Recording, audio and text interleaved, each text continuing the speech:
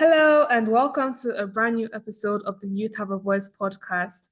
Today, I am joined with Asha Segun Olasanmi, who is a current university student at Swansea University studying civil engineering. Asha is one of the 100 Rise Global winners, and she won out of over 80,000 applicants back in 2022. Since she won, Asha has enjoyed being part of a diverse community and getting to pursue her academic and non-academic dreams. Asha cares deeply about the marginalized and is constantly thinking of opportunities to contribute to the quality of life of the people around her. So, Asha, how are you today? I am very well, thank you for asking. Okay, so I found you through I was so back in like I don't remember when I connected with you, but I know I've connected with a bunch of Rise winners and finalists like back then, and then you were one of the people that popped up, in LinkedIn, the recommended session. That was where I found you, and then when I went through your profile, I was really inspired by some of the things you had been doing. And then that was why I decided to reach out to you and ask you to join the show. And I also find it really cool that you are a STEM student in the United Kingdom and you're one of the Rise winners, because I know Rise is a really big company and it's one of like the biggest companies when it comes to competitions and scholarships. So you being able to win that is a really huge milestone, which I would like to commend you on. So I just want to know, what was it like joining Rise? Why did you decide to apply? What was your motivation? And how did it feel to finally win the Rise competition? Right. So thank you for the commendation, first of all.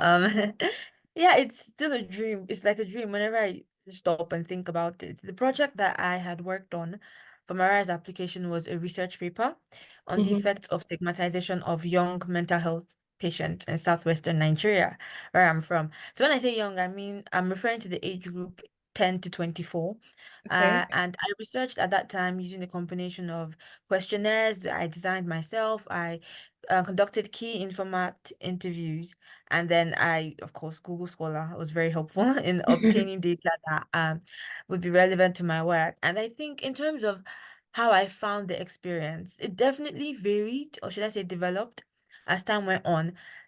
Overall, it was definitely a lot of learning. It was an amazing learning experience because I had never written a research paper before. I'd never Mm. conducted that sort of thing in my life. So it wasn't like I was doing something I was really familiar with and I felt I was an expert on. It was a first time thing and I was like, but I was excited going in. I was like, oh my goodness, I am so eager. I had an idea of what I wanted to do because youth well-being is something that I was starting to develop a real interest in at that time. And I had the vision of where I was going, what I wanted to achieve. It's just that I needed to learn a lot of things to get to where I wanted to get to. So I had to learn about ethical clearance, how to obtain that sort of permission for conducting research. I had to learn how to design questionnaires. I'd never used Google Forms before that in my life. I had to know if I'm going to be interviewing people on professional levels or a professional basis, what do I need to be aware of? How do I reach out to them? How do I mobilize resources and all of that? So I was really eager going in, and then I quickly discovered, oh, there's a lot of things I don't know. And then I think that just helped me to, instead of putting me off and saying, "Oh, I can't do it. I don't know how to do it." I think it Mm-hmm. really helped me adopt more of a mindset of how do I learn how to do it then? Because there were sort of sub quests that I needed to complete in order to achieve my goal. Mm-hmm. And so, yeah, I just went about a lot of learning as time went on. I remember feeling really intimidated as well because we had a system at that time for uploading videos. We'd be given questions and prompts about our project and our work and how it was going. And the thing is, with the system, then you could see everyone's videos, and I would just see thousands. Like I keep scrolling, and there was no end. I was like, "How many videos are on here?" And it's videos from people all over the world doing all sorts of amazing stuff. And what I didn't realize at that time, or what I couldn't see at that time, that my work mattered, or that Mm-hmm. someone could consider my work amazing. I just started Mm-hmm. comparing, and I was like, I can't compare with these people. I cannot. I am very inferior compared to them. I definitely suffered some inferiority complex. I was like, can I Mm, do this? I'm not smart enough. I'm not good enough with the camera. Oh, the video quality is poor. I have to record over and over again. And I think that sort of comparison was really harmful, but I indulged in it a lot and I didn't think that I mm, could make it. And then in addition to that, I faced challenges as time went on. For example, I started university in Nigeria. So I got my schedule just became increasingly hectic and mm. struggled with finding time to complete my RISE project. Although this became less of a problem because a strike happened that year and so I had more time. But Uh, then also because the professionals I was working with, they just started to not really cooperate. So everything just seemed to like be caving in on me at a point, and I was like, I can't cope. I'm going to pull out. I can't finish this. But I think that was when that I realized that this work matters not just because of RISE. I'm not doing this just because I want to submit a research paper, but I'm mm, doing this because I'm investigating something that really matters. I'm mm, looking into well-being in my country, or in a region in my country, not the whole of Nigeria. It was southwestern Nigeria, but I'm looking into this because I believe it's a real issue. I am mhm, passionate about it, and I want to see my work to a reasonable conclusion.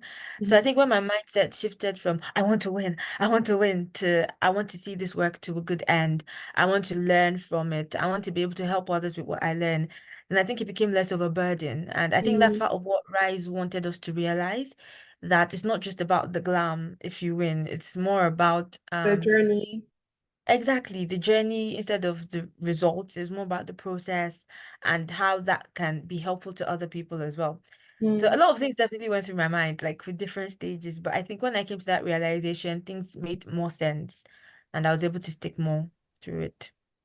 Yeah. Thank you very much for sharing.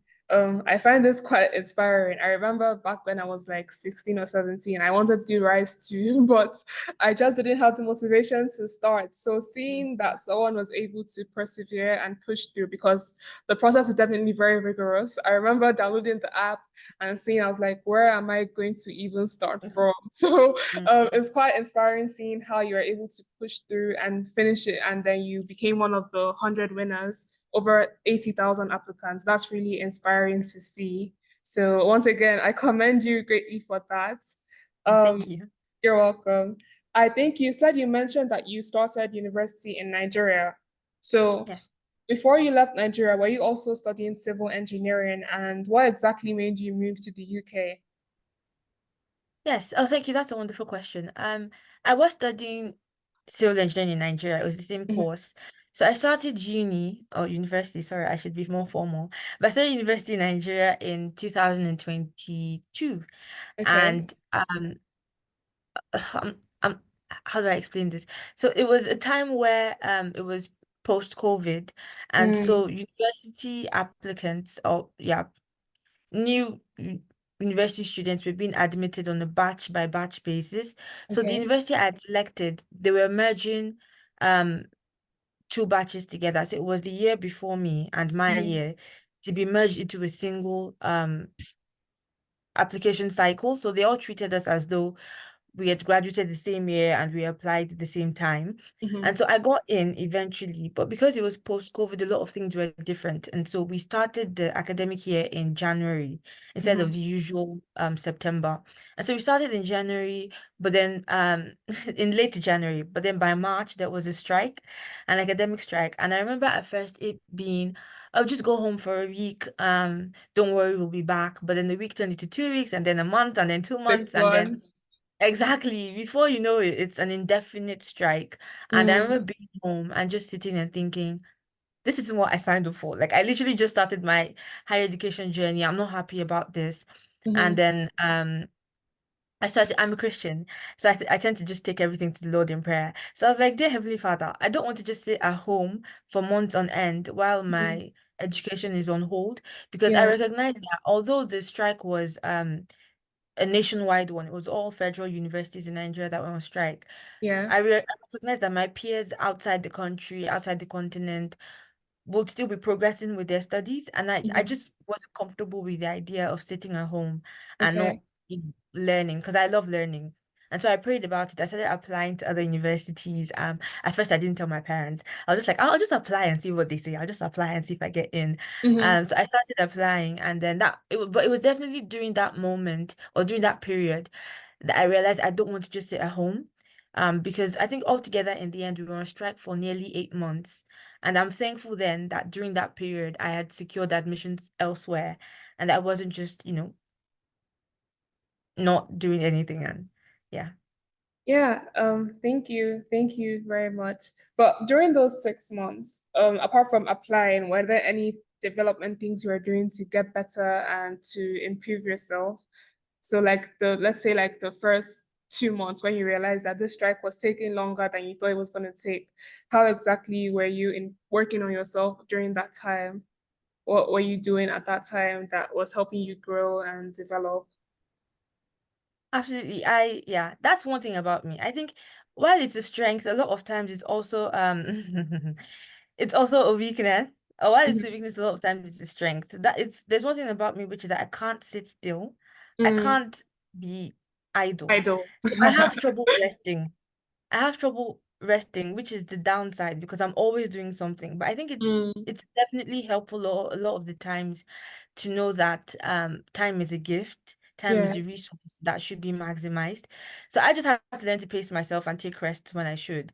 But generally during that period, almost immediately, I found something else to do.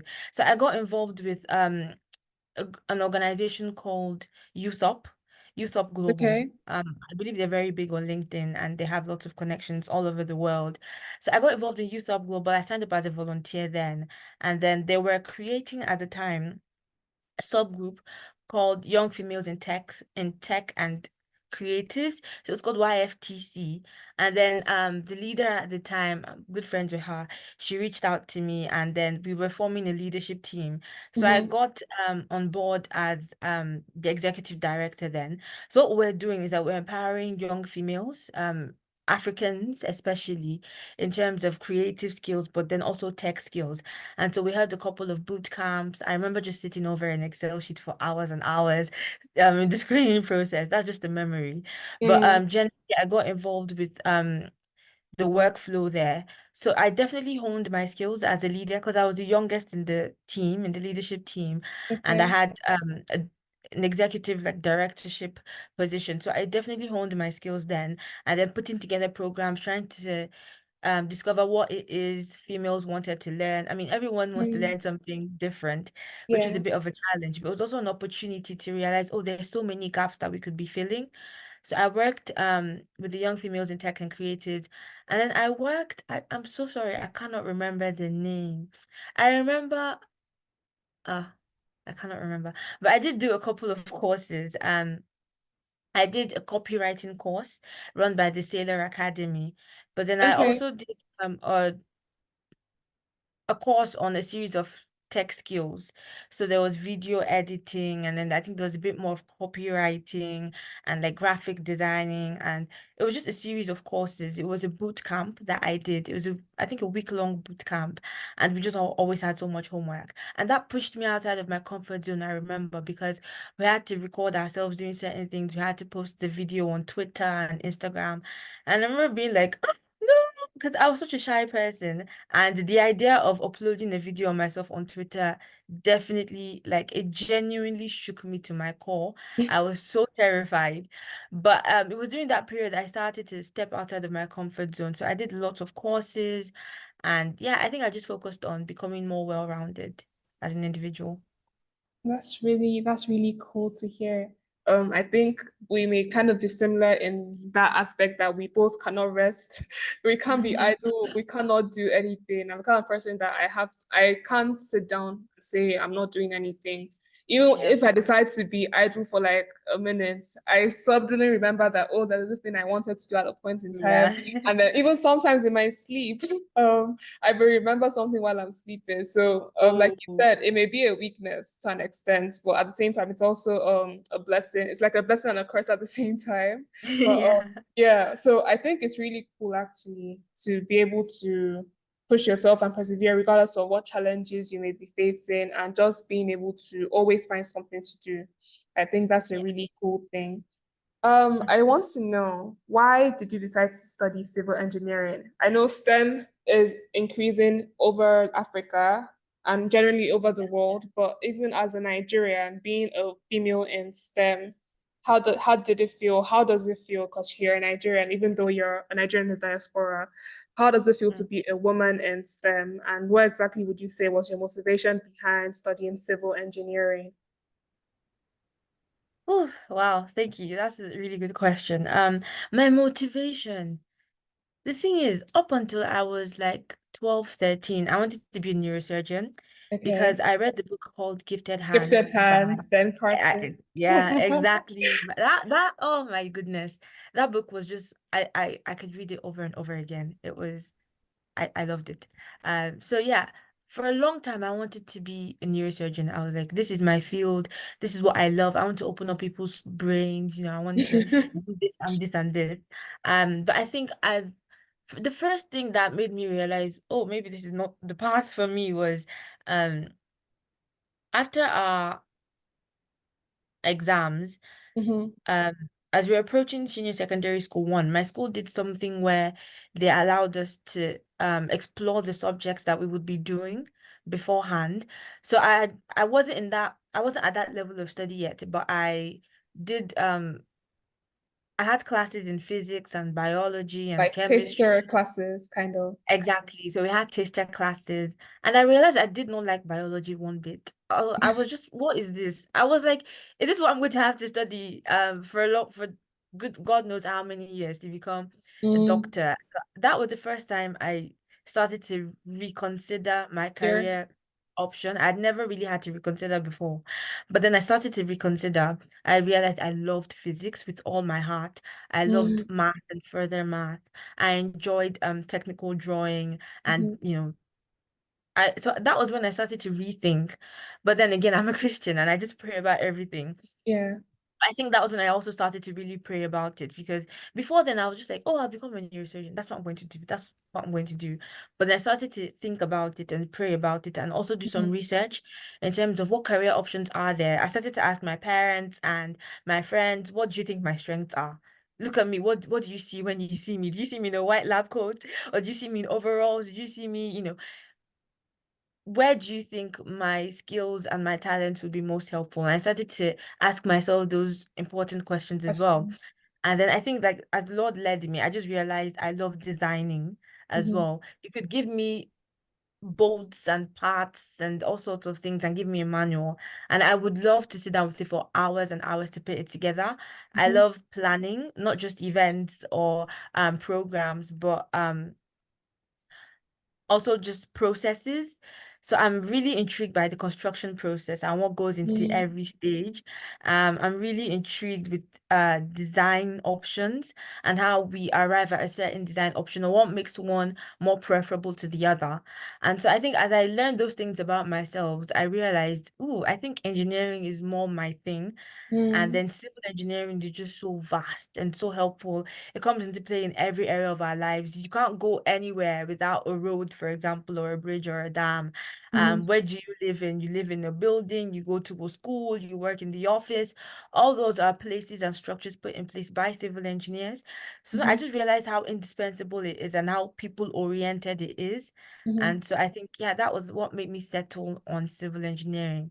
I don't Engineer. consider it settling, though I enjoy it. Um, in terms of how I feel as a STEM woman or as a woman in STEM, I honestly, I don't know. I think I'm just not. Lots more people are hyped about it than I am. I would definitely say that. Mm, So I don't really think of myself as a woman in STEM. I don't know why. I'm just like, I'm studying engineering. It stops there mm, in my mind. But I do have friends and people on my course who are like, woman in STEM, like they're just very excited about the title. But I'm just like, yeah, I need to solve an engineering question. So that's how I think about it, to be honest.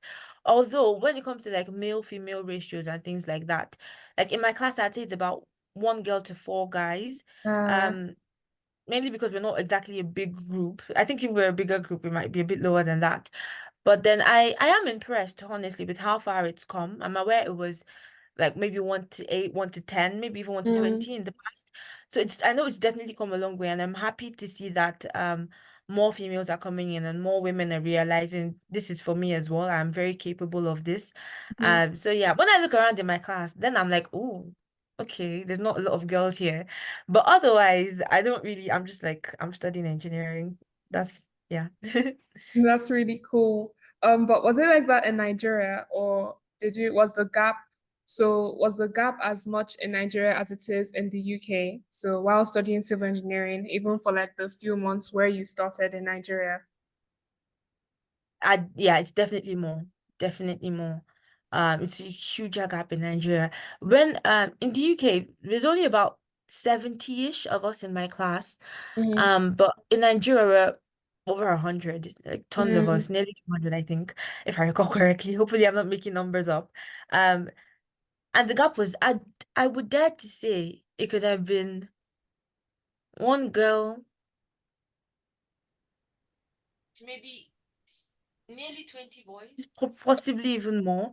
Oh There were just wow. so many guys everywhere I looked, and I was like, why are there so many?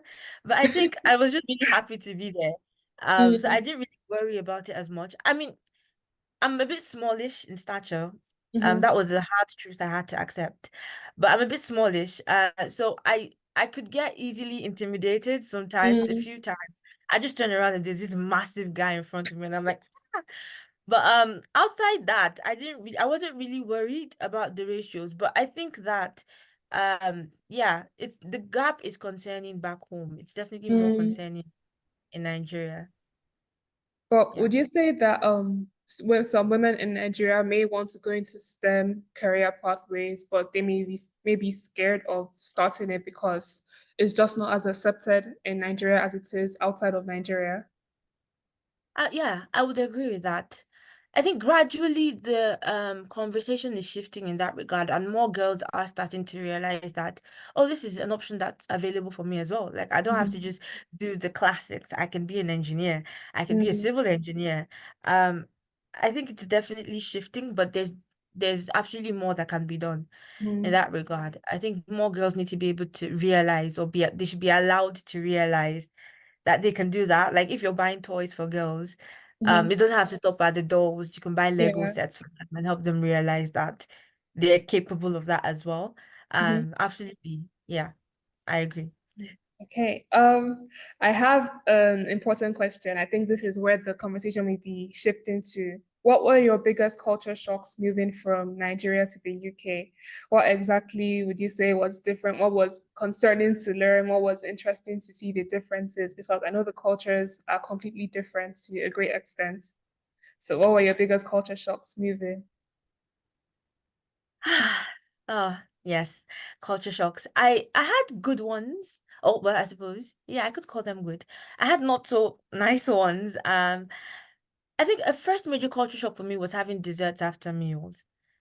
Because yeah, we just like, we just in Nigeria, we just eat the food and drink water, maybe a glass of juice, and that's, period. That's the end. Like Mhm. then it's time for a nap or something. But coming here and like in my church, we get asked to people's homes a lot. So we have lots of Okay. meals with other people in their homes. And so like I'd have seconds on the food because I'm like, oh, this is all the food. And then Mm. I'm full to the brim. And then someone just asked, desserts, everyone? And I'm like, desserts? What do you mean desserts? Like I'm full. I have no room for dessert. Mhm. So yeah, that was one thing. The fact that you'd have like sometimes you have a snack, you could have a coffee. I Mhm. still haven't tasted coffee, but you have a coffee, you could have a main meal and then a dessert. That was one thing. The weather was another shock. It was a big shock. I arrived in Mm. the UK for the first time during winter. Mhm. And so I had to learn that, especially here in Swansea, the weather is very unpredictable. So just because it's shining one time, the sun is shining one time doesn't mean it won't be raining the next.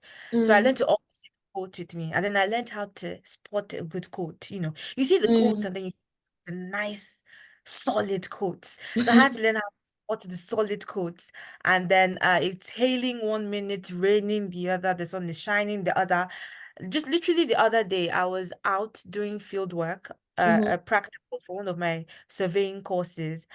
And within the span of 3 hours, it rained, it hailed, and the sun, and it was just ridiculously cold. So I think that shock is something, that sort of experience isn't something I got in Nigeria. So it was definitely Mm. another culture shock. Another one was the bus timetables. I remember buses back home aren't timetabled. You just get Yeah. there and ask the bus to where you're going. So I Mm-hmm. had to learn coming how to read bus timetables, which buses went along which routes, how to plan a journey, especially if you needed to take multiple buses to get to one location. So a bus doesn't stop just because you say, "Oh wow," or here, I'm stopping here. You have to press a button, that sort of thing. So I think that integration of how like what the system is, yeah, in a different location definitely took time.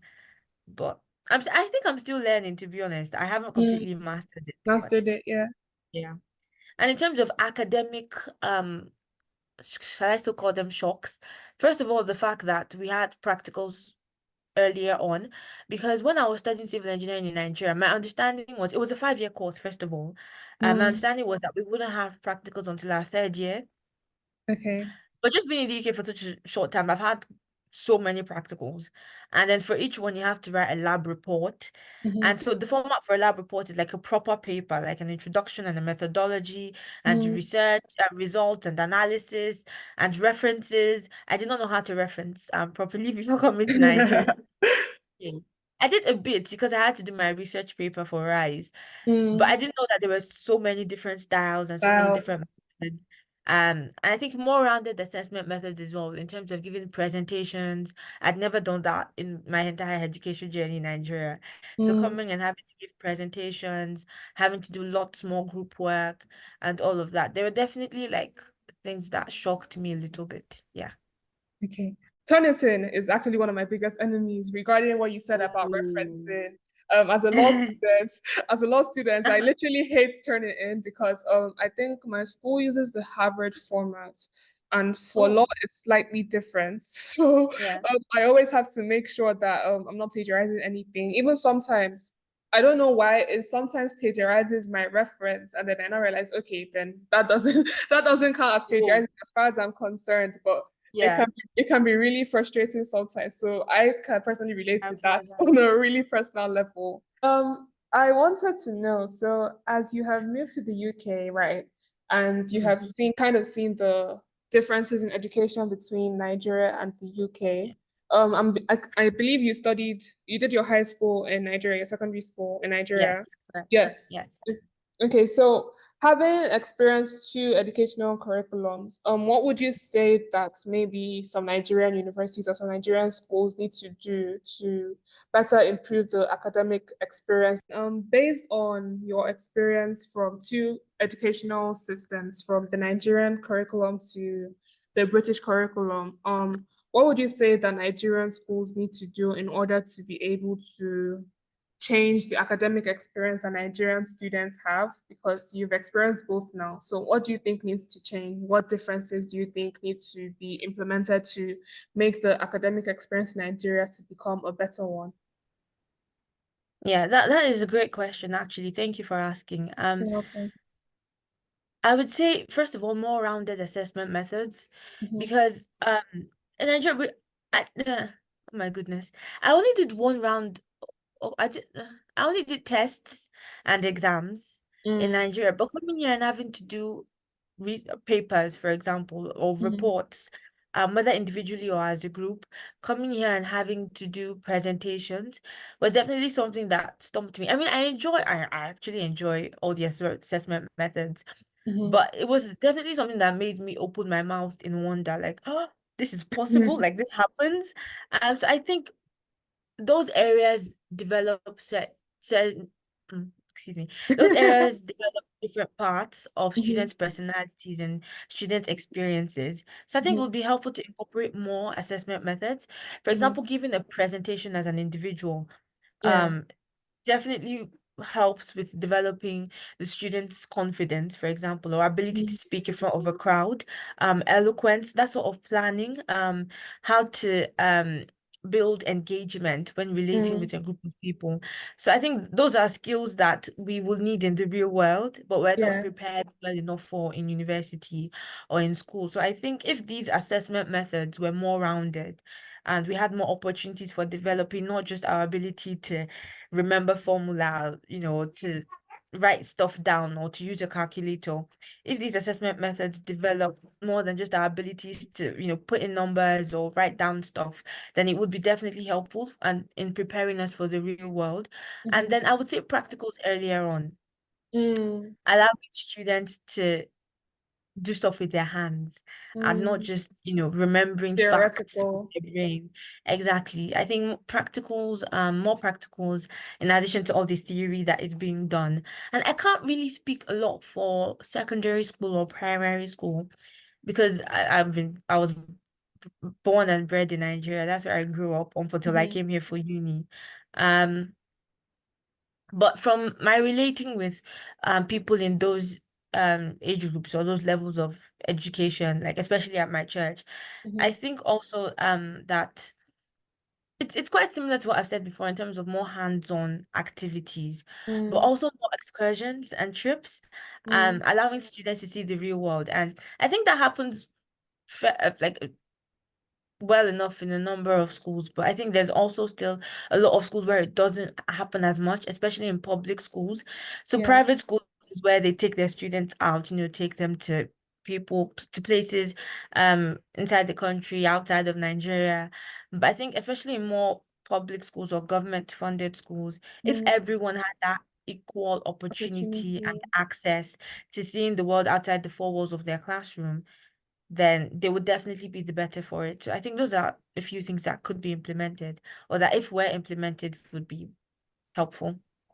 Yeah. Okay. So personally, I went to a private British Nigerian school in Nigeria, and although I wouldn't say the school was perfect, but I definitely learned a lot of things that have kind of impacted my life now whilst being Mm, in the school.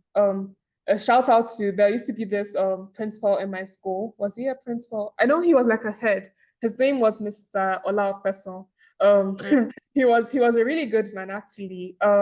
So as early as year seven, that's like JS1, as early as year seven, we were introduced to the importance of clubs and mm, extracurriculars and being able to think for yourselves and being yeah, able to put yourself out there. yeah, He was very huge and very big on impacting students in that light. So I remember even so school used to end about like 3 p.m., 3 or 5 p.m. thereabouts. And then you had mm, clubs for like yeah, mm, an hour. So you were expected to be in clubs from like 3 to 4 p.m. And God mm. help you that you're not in your club at 4 p.m. There used to be not principals, there used to be prefects that would go around to check Yeah. who is not going to their club. And then there used to be this private room that they would just, so if it's like 3:10 and you're not at your club, they'll just pick you. They could call you from Yeah. they could call you from like if you're at the hallway, they could call you from like as far away. They'd be like, Feolami, they'll not tell you to like go to a lab and you have to wait there and you need to explain Oh. why you didn't go for the lab at that point in time. But I mean all those things, how strict it was at that point in time was really Yeah. helpful, I think, in being able to kind of like develop myself and think for myself. Mm, So I think another thing is being able to personally motivate yourself because I know some of my classmates at the time who also had these experiences, but they would probably not say that they were able to learn stuff from it. This man mm. I'm referring to again, Mr. Opeso, I remember we used to have like biannual school dramas. There was a particular drama that he wrote the script himself. He Oh, composed the songs himself. So he was really big on empowering students to do things outside of the norms of the classroom. And then yeah. when I got to like senior secondary school, like when I was in like year 10, I was like an arts and business kind of student. So I had the privilege of being in like classes like sociology, economics. And Mm, so yeah. I learned a lot about like project-based learning earlier. Like then I had a teacher, I think his name was Mr. Desmond. Mm, He used to be really big on making sure that students do projects. So mm. we're doing like university level projects. You have presentations, and Wow. he would grade you the way a university lecturer would grade you on the project because he found it really important that you are able to push yourself to be able to learn some of these things. So Mm, sometimes in the middle of a presentation, he would just talk about something, say, "Oh, you didn't do this, you didn't do this, you didn't do that," and then mm, you have to like go back and see what was different. And then they also talk about like self assessment, being able to mm. learn if Yeah. if you were developing yourself. So you can tell from the way you're presenting or from the way you're learning if you're on the right pathway. Even so, you would self-assess your peers also. So peer Mm, assessment. So if so you'll be able to grade your classmates and you'll be able to tell the reasons why certain things were the way they were. So if you give like your mm, classmate like a 3 out of 5, you need to be able to justify why your classmate got a 3 out of 5. So I think things like that. So I would thank my secondary school for instances like that. But I think this is something that students in every part of Nigeria need to be exposed to because yeah, I wouldn't say it's very common in the average Nigerian school to be yeah. able to have that kind of experience or those kind of opportunities. I don't know what your secondary school was like, if you'd like to share. Yes, I'm not sure if I'm allowed to say the name, but yeah, the secondary school I went to, yeah, it's definitely very different from yours. Um, it was more of study, like learn the formulas, write stuff down, get good Mhm, marks, it was more of know the facts and then repeat them back to us in a test or exam. mhm, And I remember I remember my very first math lesson when I came to the UK. My lecturer said something like, I don't care about you knowing, the formula. Like I want you mhm. to know the reasoning Why? behind the formula. Yeah. And I remember looking at him like, what on earth is he saying? And then like here we're giving formula sheets and all that. And I remember just being shocked, like, if we know this, then we can solve the whole question. But Mm, because here they're more concerned with the learning process, I think my secondary school was quite different to that. I had one lecturer who would make us do like essays. He was my physics lecturer, and he'd be like, uh, write, research and write on the seven wonders of the world, that sort of thing. And even then, that was the max, that was the height of it. And a lot of us didn't understand why he was doing that because mm, no other lecturer was doing that. So it was just he at the time, even that little attempt towards pushing us to be better, pushing us to know more than was re exactly required for exams was mhm, seen as burdensome because it just wasn't the norm. And so it was like he was going out of his way. And the mm, rest of us didn't really appreciate that, the rest of us students. So it was just more of come to school, learn, don't get in any trouble, Cram. and then write a test, write an exam, pass. That sort of thing. I think that was more the system. Mm, There were a few clubs, but a lot of them just didn't function. I'm so sorry to put it that way. But they could at the start of the term you'd be told, oh, there's a certain club or there's a certain, group of people doing this thing, and you could join if you wanted, but you wouldn't really see the impact of that. I think the mm, only group or the only club that I know actually functioned was I do not know what they were called, but essentially they would sort of compile news, bits of news, or there'd be a nice story with a good moral lesson. And then on mm, the morning assembly, someone would present to us and be like, oh, this is what you need to know, like be good, or this is what's happening in the country, that sort of thing. And even then it was mm, like, whoo, whoo, applause. And I mean, it was definitely amazing, but I think more could have been done. But mm. yeah, I'm so grateful for my secondary school. Yeah.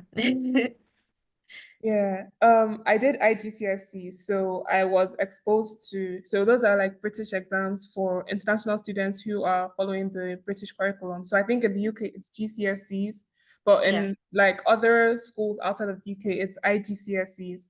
So Ah, what you were talking about, how you need to know the process behind the learning and not just the formula yeah. itself, I really resonated with that because in a lot of my subjects, I remember I used to have like 8 pages long essays that I'll have to do because it's one thing to know the concepts, it's one thing to be able to apply the concepts to what Yeah. exactly you're doing. So Yeah. yeah, so it's something that I definitely think that a lot of Nigerian schools need to teach students Mm, because inferring is a skill that is important and critical thinking. And I think these two things are imbibed in the system outside of Nigerian curriculum because Nigerian schools are acclimated to learning how to cram. So cram this and then you get mm, this. So yeah. once you know 2 plus 2 is 4, you just know 2 plus 2 is 4. You're not thinking beyond why 2 plus 2 is 4 or what could have Yeah. resulted to 2 plus 2 being 4. And Yeah. so I did IGCSEs, I did WAEC. That's Mm, you know WAEC, the Nigerian West African exam to leave secondary school for Nigerian school. yeah. So I did both. So there was definitely a huge difference between both of them because for WAEC, I remember I had a teacher when I was doing WIEC. I think I did computer studies while I did WIEC. And I remember we used to look at some of the past quiz, you know, in Nigeria, there are a lot of past question booklets that you get while you're practicing for exams. So Yeah. yeah, so when I remember when I was looking at the past questions, I remember I told a teacher of mine that, wait, but the answer here is wrong. And I remember she was just like, well, there's nothing we can do about it because she said that I remember she told us that if the answer is wrong, I think you should leave the wrong answer the way it is because if you Mm, put the right answer, because the WIA curriculum has been so put in a way that even if you're right, you're wrong.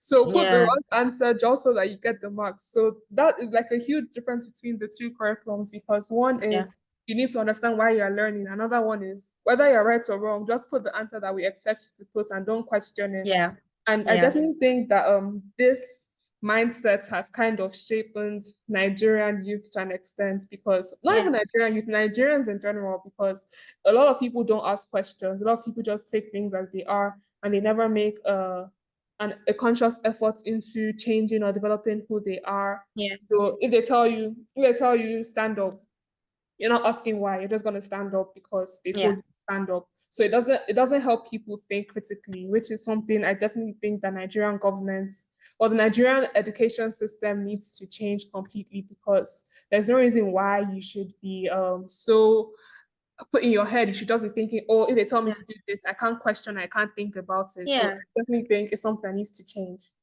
Yeah, absolutely. If I could just add on to that a little bit as well, like I'm really loving the conversation. It's just this rigidity in our mindset. Mm, And I think that is something that needs to change. And it comes into play when we're not talking about solving societal issues or mm, being change makers. So I know I have a very lovely friend. She's quite older than I am. So she's like a big woman with her own children and her own life and everything. mhm, But she can't stand inefficiency. So she gets posted often to new work assignments. And then she's like, oh, this system that has been used up until now has been so inefficient. We have to change things. But then she's met so often with so much opposition and the people that she's now working with because they're like, well, this is how we've been doing stuff all the time. And she's mm, like, oh, yeah, but it hasn't been working. So let's switch to a system that actually works. works. And it's so interesting to me because I'm like, wouldn't you be happier if, you're progressing and your work is better all the time and, Mhm. just upgrading really, but a lot of people don't want to upgrade because they're so used to where they're at and they Yeah. don't want to make any changes. So I think that's just really worrisome. And I hope that I do think that should I say Gen Z? I find that to be a very rebellious label. But because when people say it's Gen Z, they immediately think of like sagging trousers and like, all Yeah, of that. But, dreads. I am Gen Z. I suppose I should be proudly Gen Z. But I do think that the younger generation is sort of waking up in that regard because we're more Definitely. exposed to the outside world and we're saying, well, I mean, there's better ways to do things, there's other alternatives, Hmm. which is lovely. But I think that because in a lot of existing positions and existing establishments, we find more older people there. So I do wish they were more sort of accepting and welcoming of new methods, of Hmm. new ways, of new, ways of thinking, of new models. I think that would definitely make our road to positive change easier Yeah. and faster, really, because we don't have as much opposition and we don't face as much challenges. Yeah, I completely agree. Another thing I've also realized is that in terms of Nigerian youth, when they just realize things are not working out, I think that's another big reason for the Japa syndrome, you know, everyone that Mm, wants to leave the country. So yeah, I think that so personally, I don't have a problem with leaving the country, but I would like a Nigeria where people leave the country because they want to, not because they feel like that's the only route of escape from the lives that they are absolutely. in. So Absolutely. if the country has been positioned in a way where people leave because honestly, I love traveling. So if I like traveling because of traveling's sake, not because things are not working out, I'll definitely Yeah. like a Nigeria where people want to travel just because they want to and they can always come back to their country knowing that Yeah. there's a system that works in place for them, not because they don't have any other options or they feel stuck here in Nigeria. Yeah. Yeah. Absolutely. I agree wholeheartedly with what you're saying. Okay. So with you being in the UK, right? Mhm. Um, and yeah, so you being in the UK, automatically a part of the diaspora here. out of Nigeria and Hmm. you're seen as an international student. Yeah. So what would you say the education, no, not the education, what would you say the career systems are like for students out of Nigeria? So for example, I'm guessing you're on a visa to study in the UK. So Yeah. what would you say some of the biggest challenges you faced in terms of finding jobs or finding internships? What are things you think that people may want to know and want to learn from the differences in someone who is in Nigeria who may be looking for a job and then someone who is a Nigerian in the UK or in the US who is looking for a job or looking to find internships and stuff? What would you say people need to know before they try to make these changes? Yeah. Oh, thank you. I would say if I were to give advice, the number one piece of advice I would give to any international student from wherever, studying in wherever, is to start preparing early. Like Mm-hmm. I can't stress that enough because I think too often people wait until um application season is about to end and then they're like, oh, I haven't applied. And often that's because they felt like they were not ready. And so they wait until application season to actually start getting ready. Whereas the actual race starts from way before then. And so you Mm-hmm. have to account for a lot of things. I didn't realize until I came how important it was, until I started applying actually, how important it was to have a driving license. Maybe it's just my line of work and what I was hoping to intern in, which is civil engineering. But so many companies asked, do you have a valid UK driving license? And my answer Mm-hmm. was no, because I No. just didn't think it was a big deal.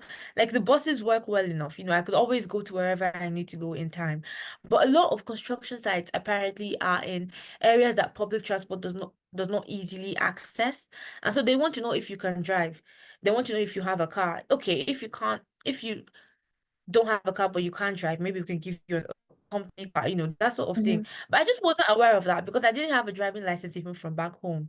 Yeah, I was just living my life essentially. So if I had known that, then I would have prepared much earlier to know that okay, I'm going to apply by October.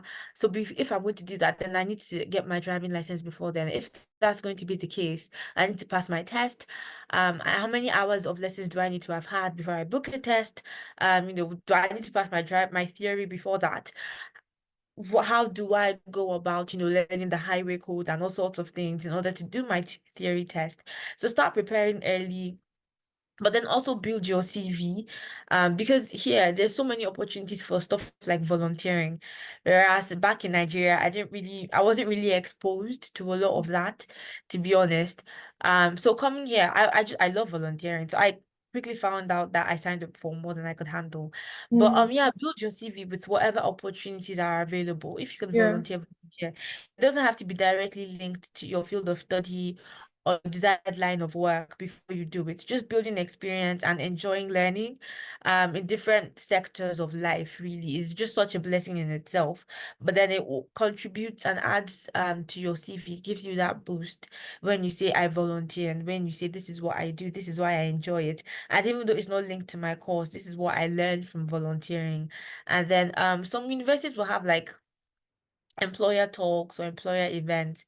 So I'd say go to those as well. It's just really different, honestly, from Nigeria when I think and compare.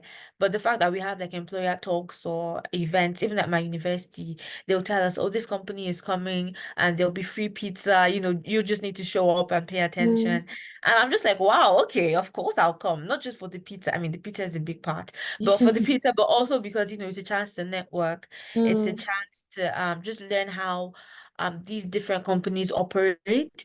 So I Mm-hmm. think, yeah, just go for every opportunity that presents itself really. And in fact, even if an opportunity has not presented itself, you can chase it up. Yeah. So it's interesting because here there's all these organized stuff and organized opportunities.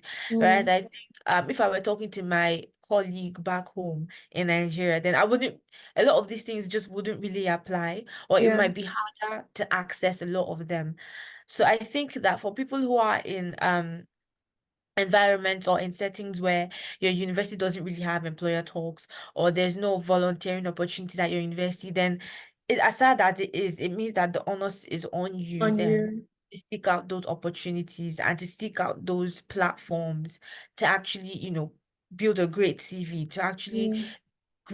to actually glean excellent work experience and have that track record before you graduate or before you leave uni. So it's harder, but it's still a possibility, absolutely. So yeah, I think I just encourage people to prepare early. I don't think, oh, I can't, oh, I still have a lot of time left. I don't have to worry about internships or jobs yet. Like I think the journey genuinely starts from day one of your first year, because that's when you get to say, oh, I'm starting university and I'm preparing for the life after. Okay, I completely agree with everything you've said so far. I particularly agree with being able to enter opportunities that may not necessarily align with your line of work or where you Mm. think you may find yourself because things change anyway. The world is Yeah, constantly changing. So I think that being able to find yourself in different pathways so that you're never stuck in one option is like really important for students to do.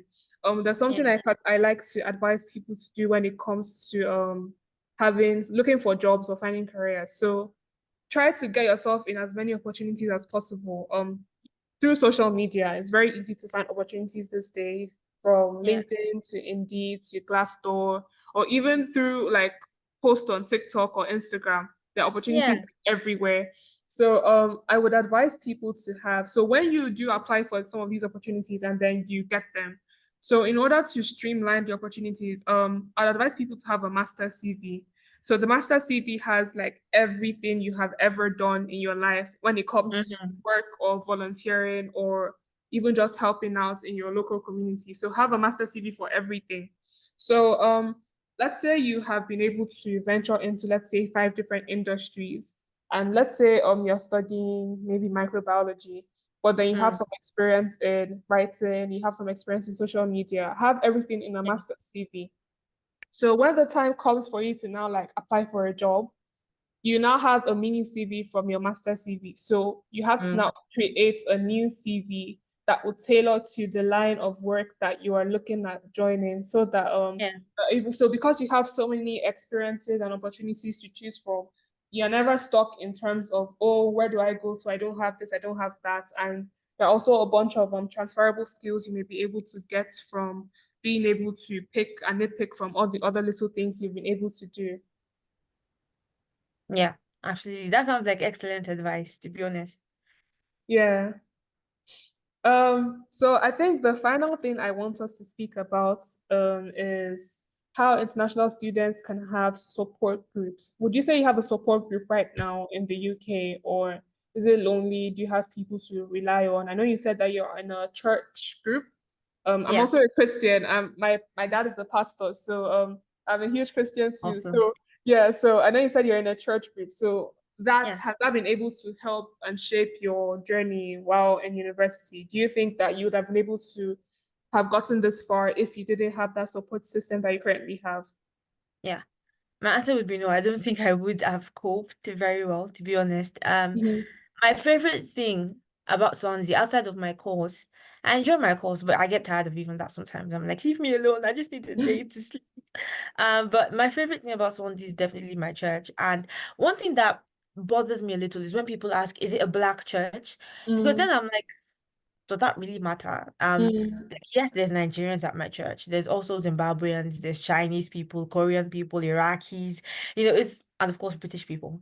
mm, But honestly, I think that it's a mistake that I see a lot of international students make when mm, they come, is that they first immediately look at, oh, are we from the same place? Or do we have a similar upbringing? Of course, mm, values matter, but I think it's values that matter, not color of skin, not mm, ethnicity, right? And so I think when you pursue values and meaningful connections, that is better than just pursuing vibes and skin color, because values and meaningful connections are what will give you that they're what will contribute to the version of you that you want to become in the future. So everyone has that picture of who they want to be and how they want to improve. So I think that when you pursue values and when you pursue that actual deep connection as opposed to what the other person looks like, then it's something that lasts more in the long run.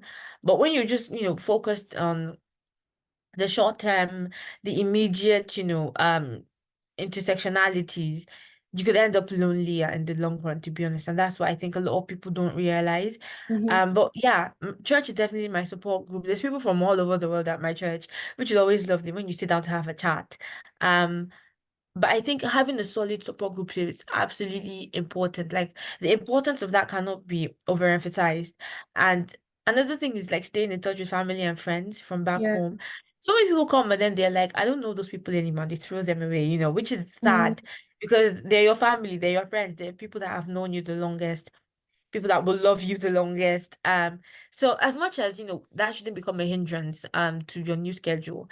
Like don't lose hours and hours of sleep because you're on a phone call with someone from back home. Don't do that. So stay in touch, but like also don't throw them away. So I'm so blessed in that I have, great family mm-hmm. back in Nigeria. So they're my support group as well. But it's just obviously we don't see each other often. We can't talk often as well because our schedules are just so different. But having them there, I know that if anything were to happen, I can turn to them, and Mm, having church just always be a blessing. It's definitely, yeah, it I feel supported on both ends, and that ultimately contributes to me being able to be the best version of myself at school. With my studies, I'm able to truly give of myself. I'm able to concentrate. I'm able to make whatever sacrifices are necessary because I know that I'm supported and there are people that are rooting for me and encouraging me. mm, So yeah, I would tell people not to just stick to what they've always known. So like don't be afraid to learn about new people and their cultures and their traditions and all of that. mm. Thank you. So through your support group, would you say that your mental health has been, I know you're a big mental health advocate, so Yeah. would you say that your mental health has definitely improved from being able to have a support group? Or are there still some times where you just feel down and then, but you remember that, oh, I have this group to help me. I have these people that have my back regardless of what's going on. Yeah. Yeah, I'd say so because I mean everyone has their struggles, everyone has their down moments, their off days, and those times where they are genuinely, struggling with anxiety or depression or loneliness, Mm, everyone has those times. But my support group definitely plays a big part, mainly because it's centered around my core values and beliefs, right? mm, So I'm not my support group isn't a group of friends that I have to act chill around. Do you get what I mean? Because I think a lot yeah, of people say, oh yeah, my friends are my support group, but then they can't even be honest and raw with their friends. So yeah. then I'm like, they can't even support the real you because you're not showing the real you to them. Mm-hmm, But it's my support group, because it's so centered around God, and it's so centered around love, it's so centered around unity and service. Whenever I do have those times where I genuinely need someone to talk to, or I need encouragement, or I need advice, I found that I can turn to people at church and mm, say, I have these burning questions about life, or there's something happening that I'm struggling with. I can turn to people at church, and it's just always a blessing that I know that that is an option because I'm a bit independent. I usually wait to the last minute before I ask for help, like mm. I'm just one of those people that's like, it's fine, I can handle it, I can handle it until I realize I actually can't. So it often takes me a while to ask for the help I should ask for. But Mm-hmm, when I do, I'm always glad that I did. Like I've never mm-hmm. had to regret asking for help. And I always it's just in my mind then. And I know for sure that I can turn to the Lord for help. I can Yeah. turn to my church for help. I can turn to my family back home for help. And I know that it's not the case for everybody like that. But I count it a real privilege and a real blessing. But Mm, I'm always telling people, come to church, like genuinely, like I love you, come to church, that sort of thing. mm. But yeah, it is a blessing that I do not take for granted. Yeah, that's really cool. So back to mental health. In terms of Yeah. an average African child, do you think that mental health is gaining more traction in the world, in the African space? Do you think that there's still a lot of work to be done in terms of educating people and parents about mental health and the problems that people face when it comes to mental health? I know as a Christian, there's really, even because I know as a Christian, some people even have the stereotype that you can't have mental health problems as a Christian. But I know that God can definitely help you in your pathway, even if you may struggle with your mental health or you may Mm. have problems. But what would you say needs to be done in terms of educating more people about mental health. So first of all, do you think that there's been more awareness, or do you think there's still a lot of work to be done? Yeah. This is very interesting, because I think we've come a long way, but the Mm. statistics are worse than before. Mm-hmm. And I can't really, honestly, it's almost like a paradox because I think more conversations are opening up. I think more people, more young people, maybe because I'm on Twitter a lot, or is it X now? Mm-hmm. So I see more people being open with their struggles. I see more people actually talking about it and talking about their journey. And it's always lovely to watch or Mm-hmm. to read because you read the comments and then there's at least one person that's like, this has been an encouragement to me. Thank you for sharing. And I think that's just what is lovely and beautiful and endearing about the human race is that Mm-hmm. you think you're alone, but you're actually not. No. And if more people were to open up and share, Mm-hmm. then how much better would it be, you know? So I think that conversations are opening up, but the statistics are like just so much worse. I was reading an article on LinkedIn the other day, and the person was saying uh that hold on, I have to remember now. I think, yeah, the number of patients in a federal neuropsychiatric hospital in Lagos has Mm-hmm. recorded 100% increase in Wow. 2023 alone. And that's Wow. the number of psychiatric patients, right? And I'm just like, hold on, what do you mean? Because that is it's such a huge number. Yeah. Unbelievable. It's worrisome and it's so concerning because you're wondering what exactly is happening to us as a people. And I know that this past year or even the past couple of years has been really difficult in terms of the economy and security, and Mm-hmm. there's so much going on that worries people. There's so much going Mm. on that negatively, impacts people's mental health and people's well-being. So I think that there's definitely areas to come in. There's definitely areas to come in. It's good that we're having conversation. It's good that, we're being friendly towards one Mm. another. But I think there's absolutely more that can be done. Yeah. Definitely. And it reminds me of the research paper I did for RISE. And I remember one of my findings being that we tend to view mental health as an organization's duty or hospital's duty or Mm. the government's duty. Because I mean funding is another big issue when it comes to mental health and just the health sector in general, but especially mental health.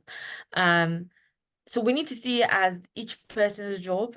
And like when you see someone who is exhibiting certain symptoms or certain psychotic behaviors, not just labeling the person in the community and be like, oh, there goes the crazy one. Mm. Of course, for your safety, that doesn't mean move in with the person and try to be best of friends. But sure, there's better ways of dealing with that situation because then that's Yeah. where stigma comes in again. And then we hope I think just recognizing that we're all a society, we Mm-hmm. all have individual parts to play and we all need help, right? Nobody doesn't need help. Yeah. In terms of practical ways, especially being in the UK, some things I've observed that are actually quite interesting is certain measures. Like my university does free breakfasts sometimes because there's a cost of living crisis in the Mm. UK at the moment. So one thing they do is free breakfast for students because they found that a lot of students don't even have money for food after paying rent, for example. So there'd be Mm-hmm. free breakfast or free lunch bars, food banks on campus. Some organizations have focus groups for people dealing with grief or Mm. bereavement. And I found that so interesting. I guess you could call that a culture shock as well, because we don't Mm. really do that back home. Like at home, if like a relative dies, you're allowed maybe a few days off of work, and then you're expected to be back. And some Yeah. people, there'll be that sharing of condolences and all of that, but you don't really get to talk about your grief because if you Mm. do that, then you're seen as being self-absorbed. You're seen as dwelling on the past. People tell you to move on, but I just imagine if there were focus groups for people in similar situations where they could meet Mm. up with a counselor, or a psychologist once in a while, or with other people um experiencing grief. I think that would be really helpful. If there were more opportunities for people to have free food or free lunches, or if there were measures to have staff or students spend more time in nature, for example, because nature Mm. is scientifically proven to help with your well-being.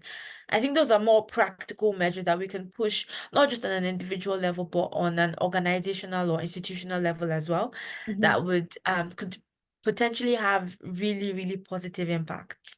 I completely agree. I think we could also use this as an opportunity to go into your project, the Light Week Challenge. Would you Yeah. like to talk about it?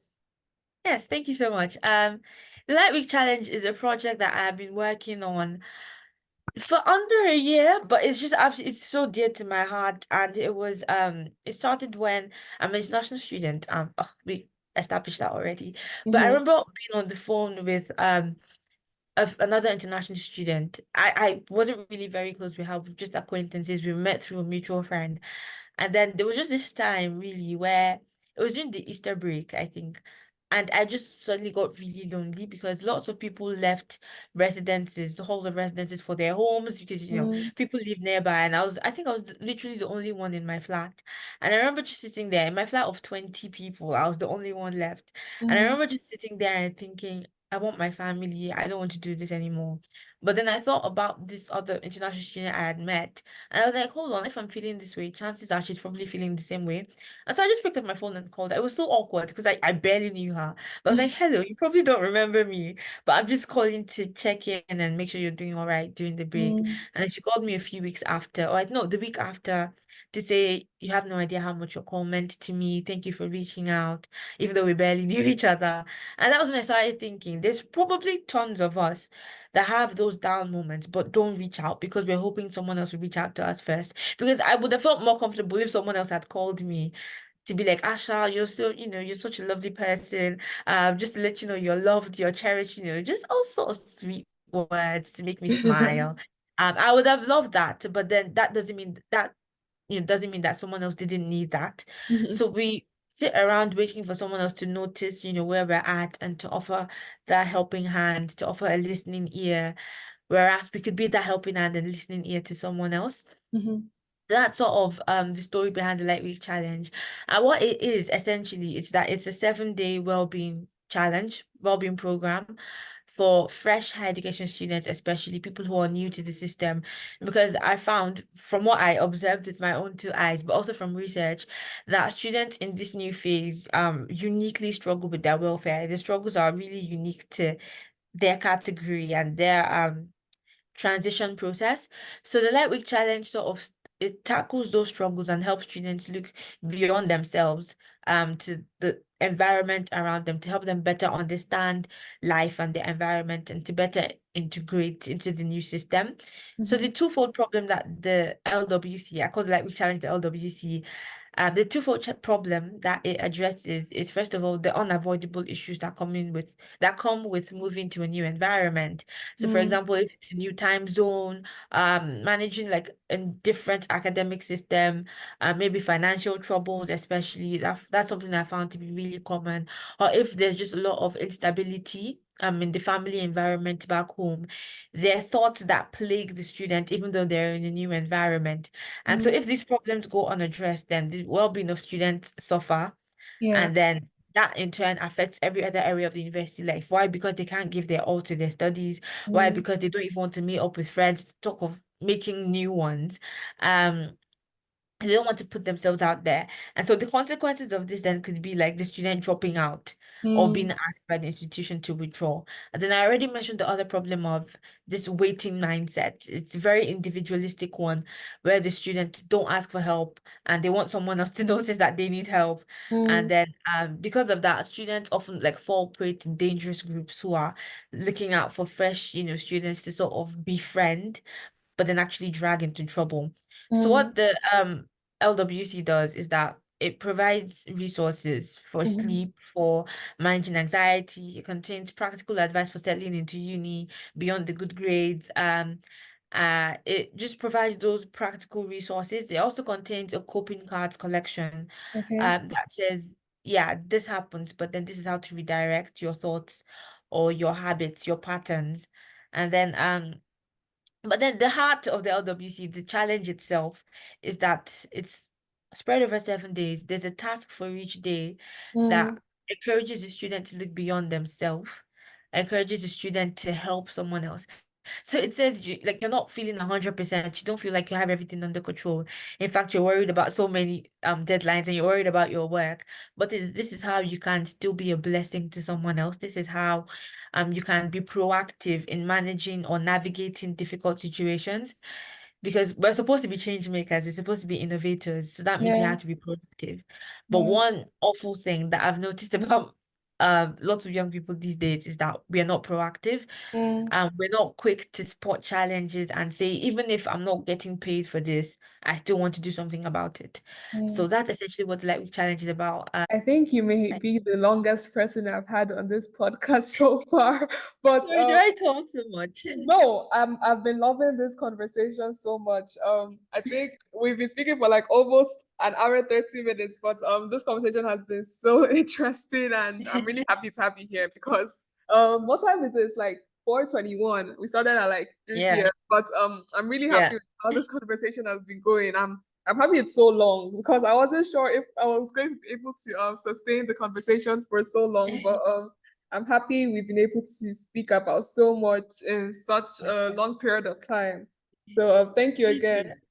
You too. Thank you. I think you're absolutely amazing at like organizing and steering the conversation. So thank you for that. Thank you. Okay, so back to your project, the LLCW, the LWC, Lightweight Challenge. Yeah. Yes. Um, how can people support this project, and what would you say that how can people support? How can people join the challenge? Are there any how do people get access to the resources that are available? Yeah, thank you for asking that. Because my project is especially in the launch stage now. Mm, So uh I applied for funding to scale the project and to make it a reality because all I had were like the Canva designs and all that. But now mm. that it's a reality, it's available to everyone anywhere in the world. So essentially there's a website. I'm not sure if you link this or if I could just say the I website. It's um yeah. okay. No, you Okay. can say go on. Sorry. Okay. So it's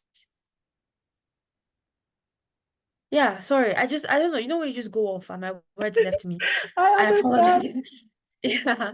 So it's www.strikeaflame.org. No space bars, no spaces in between. Strikeaflame.org. And then Okay. on there, you see there's a challenge I already did before called the 3 challenge. But then the Light Week challenge has its own, web page there, and then you can read about it. And Mm, yeah, on there is a web shop to order a light pack. So the light pack is the physical toolkit of the Light Week challenge. So that's where you have the coping cards collection. That's where you have the 7 tasks, and that's where you have the resources for navigating, settling into a new environment. mhm, And it's the pack itself is absolutely free of cost. Oh, no, free of charge, sorry. So the costs that like went into production and shipping and delivery and all that, um the person who orders will not be charged for that at all. The only cost that the person has to cover is the shipping cost from the UK to wherever the person is. And mm, I remember this being an issue because I did not want people to have to pay a dime for mhm, this. So I applied for funding for my project for the Light Week Challenge as a non-profit initiative. That means I don't receive any part of any sort of money mm, as compensation for the work that I'm doing. I just really wanted people to be able to get it for free. But the mhm, closest I could come to that was making the pack itself free. But then shipping costs have to be handled by whoever is ordering the pack, just because there's sort of no way around that. But I'm working with like an amazing provider to make sure that those costs are very, very minimal. So on mm, www.strikeaflame.org, heading into the shop web page or to the store web page, then you see the light pack that's available for order. But then we also have merchandise. So we have a mm, journal, we have pens, we have t-shirts. Oh, I love the t-shirts. I think I rock the t-shirts. So yeah, there's all sorts of things available there. And what I love, one of the things I love, if I do say so myself, about the light pack is that the tasks are in letter formats because I mhm, just miss the days of opening up letters to read. Everything mm. is on the phone these Digital. days, on an app. And I'm always like, write me a letter. I honestly think that whoever I marry in the future has to love writing letters. Because what do you mean you're texting me what's going to happen? Like, write me a letter. But yeah, I found out that a lot of people love reading letters. And I think it just has a more homely feel to it as Mm-hmm. well. So each task is in a letter. And I think the tone of Light Week Challenge is definitely seeing you as a friend, seeing you as someone who's on a journey, someone with greatness inside of them, someone with just an amazing level of potential, and someone who just needs help with adjusting to what is right in front of them at the minute. So the Light Week Challenge is just a way to encourage you. It's definitely your person. Well, it's not a person, but it's definitely your resource.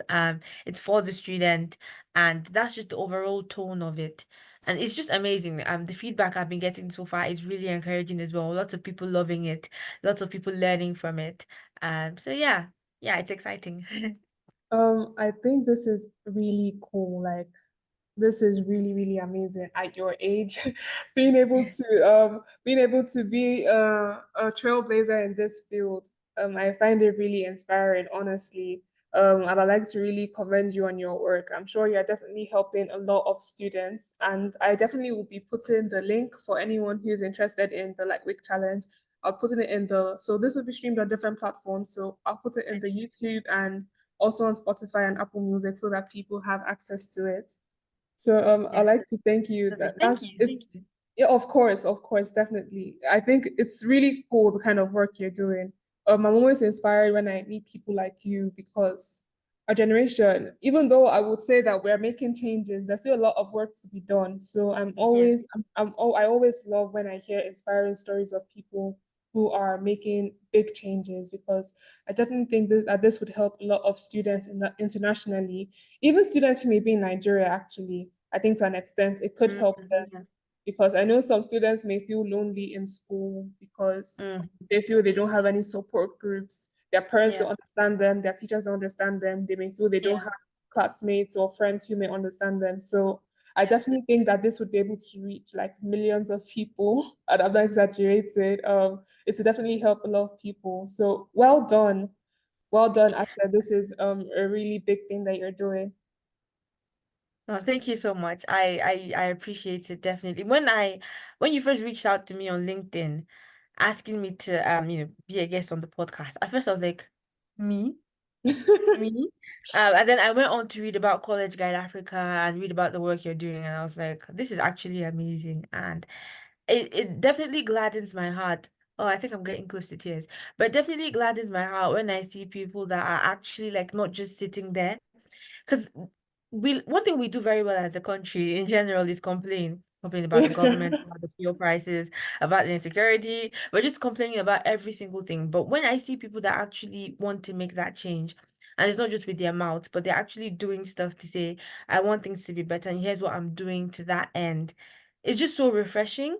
And I think it gives me hope. I sound very old saying that, but I think it definitely gives me hope that, there are people that are ready to do stuff not just for themselves, but for the sake of other people, for the sake of an audience, oh, excuse me, but for the sake of It's people that are okay. watching, for the sake of other people. And honestly, it's just such a blessing, such a privilege to be asked to do this with you. So thank you. Thank you so much. Thank you so much for honoring my invitation. You're really an amazing person from the things I've seen and from the conversation we've had today. I definitely hope that we can take this to like a bigger level in terms of friendship or Yeah. something because Yeah. it's been really fun talking to you today. You're doing such an amazing work and at your age and at your level with all the things you've experienced, it's really inspiring. So thank you again for deciding to come on the show. Thank you for being interested in the work I'm doing. I really appreciate it. Mhm. My pleasure. My pleasure. Okay, so I think we've come to the end of this podcast episode. We've been here for like an hour, 30 minutes, but I've enjoyed every second of our conversation today. So Me I'd too. like to thank you so much, Asher, for joining me today. I wish you all the best in everything you're doing, and I definitely will be rooting for you. Even if it's from like the other side of the world, I'll definitely be rooting for you in everything you're doing. You're doing an amazing work, and this definitely needs to be shown to other people, which was the reason for the You Have a Voice, for people Mm, to see what other people are doing and be inspired by the work people are doing, regardless of their age or yeah. any situations they may have found themselves. So, once again, I would like to thank you for joining me today. Thank you. Thank you so much for having me. Okay, so I would be linking Asha's LinkedIn page and I'll be linking your projects for other people who may be interested in it. So if you would also, I don't know if you have a support link you may want people, if anyone may be interested in supporting you, I don't know if you have a link like a GoFundMe or something. Yes, we have social media links because I've been introduced to the world of TikTok now. Learning about TikTok. Yes, in addition to mechanics. So yeah, we have an Instagram link, a TikTok link, and Mm, then yeah, also a fundraising link mm. because we are trying to raise funds long term. So yeah, any donations would be welcome, and I'll make sure to send all of that over to you. Okay, so thank you very much, Asher, for joining the conversation. And if you made it this far, I'd like to thank you for listening to this episode of the Youth Have a Voice podcast. I've definitely had a lot of fun here with Asher today. It's been a really interesting conversation, which I'm extremely grateful for. So if you enjoyed this episode, please subscribe, please follow, please share with your family and friends. This is definitely something that a lot of people need to be aware of, some of the things we've spoken about today. So thank you, and I'll see you in the next episode. Thank you, Asher, for joining me today. Thank you.